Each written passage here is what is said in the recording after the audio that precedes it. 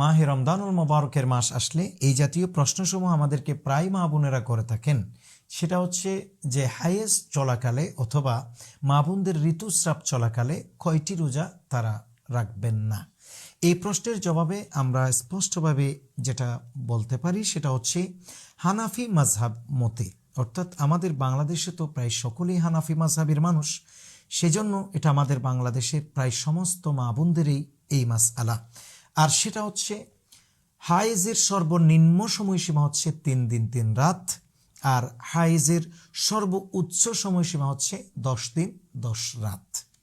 এই বিষয়টা আমাদেরকে অত্যন্ত গুরুত্বের সাথে যদি আমরা না শুনি তাহলে এটা আমাদের হয়তো বুঝে আসবে না। সেজন্য আমরা বলবো যে এই আমাদের প্রত্যেক মা বোনদের উচিত সে এই সমস্ত মাসআলাগুলো জানা এবং অন্যদেরকে প্রচার করা, অন্যদের কাছে বিষয়টা জানিয়ে দেয়া। তাহলে আপনি কয়টা রোজা রাখবেন না? আমাদের এলাকায় বা আমরা বিভিন্ন জায়গায় দেখি মা বোনেরা কী করেন যে হায়েজ শুরু হয়েছে তারপরে কন্টিনিউ 60টি রোজা রাখতেছেন না। আবার অনেক সময় দেখা যায় কোনো মা বোন রোজা রাখে, আবার বলে রোজা রাখতে পারে কিন্তু নামাজ পড়তে পারে না। আসলে এই মাসআলা, এই ধরনের কথাগুলো এই জাতীয় আমাদের সমাজে যে প্রচলিত কথা, এগুলো প্রায় হচ্ছে কুসংস্কার বা মানুষের বানানো, কিন্তু ইসলামী শরীয়তের জ্ঞান না থাকবার কারণে এই জাতীয় কথাগুলো বলে থাকে। তো যাই হোক, আমি প্রথমে বলবো যে হায়েজের যে 3 দিন 3 রাত হচ্ছে সর্বনিম্ন সময়সীমা, সর্বোচ্চ হচ্ছে 10 দিন 10 রাত। কাজে এমত অবস্থায় কোনো মা বোন যদি 2 দিনের দিন যদি ব্লাড বন্ধ হয়ে যায়, অর্থাৎ অসুস্থতা না লক্ষ্য করে, তারপরেও কিন্তু তাকে 3 দিন পর্যন্ত ওয়েট করতে হবে। এরপরে এসে কেউ যদি বলেন যে না আমার 3 দিন পরে বন্ধ হলো, তাহলে 4 দিন থেকে সে সব কিছু কন্টিনিউ করবে। তারপর কেউ যদি বলে আমার 4 দিন পর্যন্ত ব্লাড দেখা যায়, কিংবা আমি 4 দিন 5 দিন পর্যন্ত অসুস্থ থাকি, তাহলে সে যতদিন পর্যন্ত অসুস্থ থাকে ততদিন রোজা রাখবে না, ততদিন পর্যন্ত নামাজ পড়বে না। এভাবে যাইতে যাইতে যদি সে 10 দিন পর্যন্ত এই ব্লাড লক্ষ্য করে, এই অসুস্থতা লক্ষ্য করে, তাহলে সে 10 দিন পর্যন্ত রোজা রাখবে না।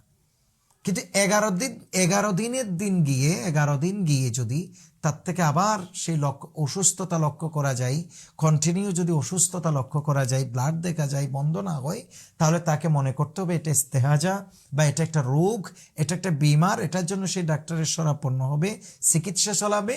আর 11 দিনের দিন ব্লাড দেখা গেলেও সে রোজাও রাখবে, নামাজ পড়বে, অন্যান্য ইবাদতসমূহ করবে। সুতরাং কোনো মা বোন যদি এইভাবে কোনো মা বোন যদি এই জাতীয় কথা বলে যে 60টি রোজা রাখা যাবে না, নামাজ পড়া যাবে, রোজা রাখা যাবে না, অথবা রোজা রাখা যাবে নামাজ পড়া যাবে না, এই জাতীয় কথা কখনো বলবেন না এবং বিশ্বাস করবেন না। বিশেষ করে হায়েজ চলাকালে বা নেফাস চলাকালে, ঋতুস্রাব চলাকালীন সময়ে শুধুমাত্র পৃথিবীতে 5টি কাজ করা যাবে না, শুধু 5টি কাজ, আগে আর বাকি সব করতে পারবেন। শুধু এই সূত্রটা মনে রাখবেন, কারণ আমরা অনেকেই দেখি যে বেচাইন হয়ে যায়, আমার হায়েজ চলছে, আমি তো এখন দোয়া করতে পারবো না, সবে কদর শুরু হয়ে গেছে বা ইত্যাদি ইত্যাদি, সবে বরাত শুরু হয়ে গেছে। কেন? দোয়া করতে পারবেন, মোনাজাত করতে পারবেন, তওবা ইস্তেগফার করতে পারবেন, সব করা যাবে, শুধু 5টি কাজ করা যাবে না। কি করা যাবে না? পবিত্র কোরআন কারীম ধরে স্পর্শ করে তেলাওয়াত করা যাবে না। পবিত্র কোরআন এমনি দোয়া আদিল্লা পাঠ করা যাবে দোয়ার নিয়তে। যেমন আপনি যদি শরীর বন্ধ করতে চান, আয়াতুল কুরসি পড়তে চান, অথবা সূরা ইখলাস পড়তে চান, আপনি যদি শরীরে দম করতে চান, তাহলে এটা করতে পারবেন, কিন্তু এটা দোয়ার নিয়তে হবে, তেলাওয়াতের নিয়তে নয়। তাহলে 1 নম্বরে তেলাওয়াতের নিয়তে কোরআন কারীম স্পর্শ করে তেলাওয়াত করা যাবে না। নম্বর 2, নামাজ পড়া যাবে না। নাম্বার 3, রোজা রাখা যাবে না। নাম্বার 4, আল্লাহর ঘর খানে কাবায় তাওয়াফ করা যাবে না, তাওয়াফের মাঠে। সর্বশেষ 5 নম্বরে যেটা করা যাবে না সেটা হচ্ছে স্বামী স্ত্রীর ইন্টারকোর্স বা স্বামী স্ত্রীর সহবাস। এই জাতীয় কার্যক্রম ছাড়া এই ঋতুস্রাব চলাকালে, হায়াজ চলাকালে বাকি সব ইবাদত রিয়াজত করতে কোনো অসুবিধা নেই।